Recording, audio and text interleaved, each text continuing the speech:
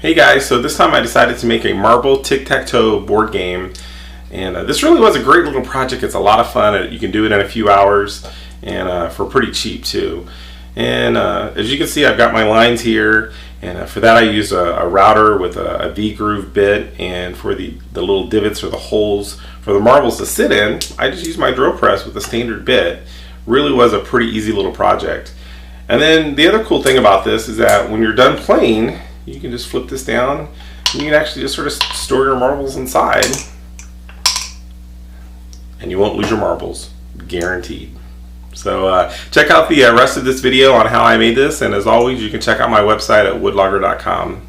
So to get started with my my block or my tic-tac-toe game, what I needed to do first was figure out the math of where I'm going to actually cut my lines on my block. And so for mine it's going to be about 1 5/16 of an inch, and to do that cut I'm going to actually use my router table and use a 5/8 inch V-groove bit, and I'm using that size because it's kind of all I had, and I guess I could have used my table saw. I did try a test block to see what it would look like, and honestly I just thought it was a little too wide, and I don't know, it just didn't look the way I wanted it to look. So I'm going to try that with a 5/8 inch groove bit or V-groove bit, and we'll see how it goes.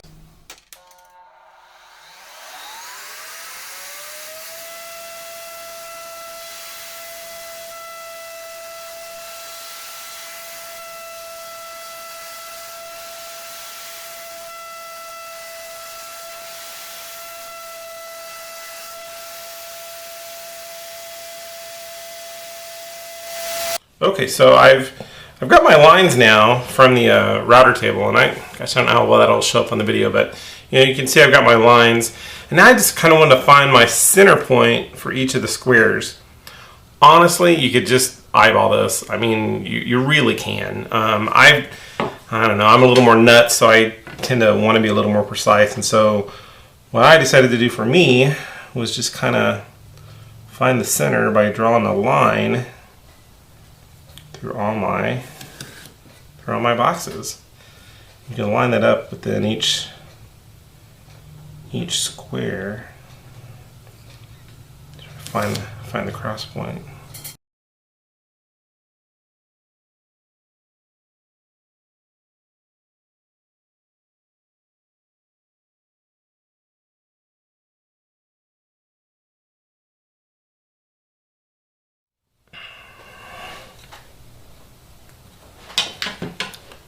Okay, so now I've got my crosses on each of my boxes, and I've got my center line, or my center point rather, for each of the holes to be drilled into.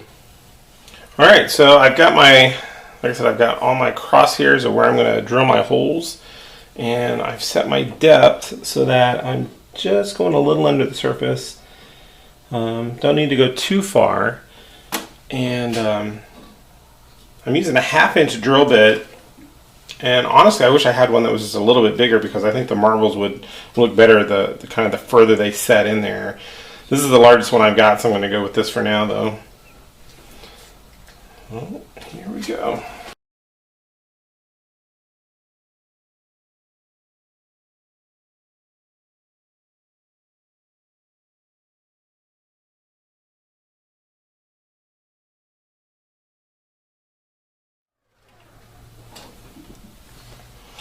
Okay, and now I've got all my holes drilled out for my marbles to sit in. Okay, so I've got my holes all drilled, and now really all I've got to do is just for my last drill, and that is into the, I put mine on the end green, and I marked a couple of places where I want to drill my holes, and this is where the marbles will actually stay when the game isn't being used.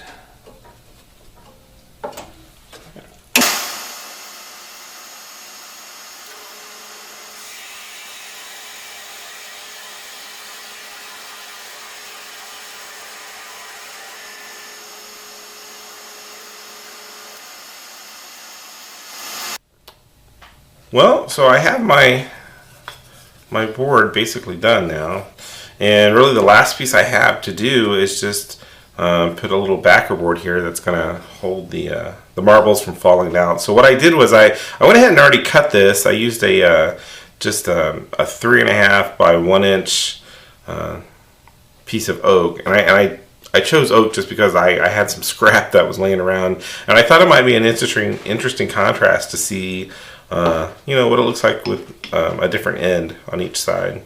So last but not least, I just have to pre-drill my holes.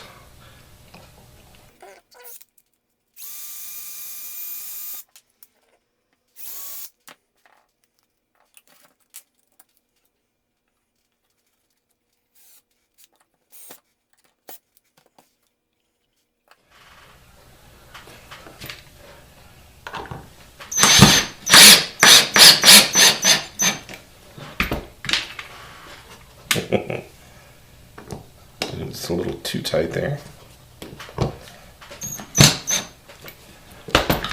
Alright, there you have it. I've got my little blocker piece that'll keep my marbles from falling out. And if I add my marbles,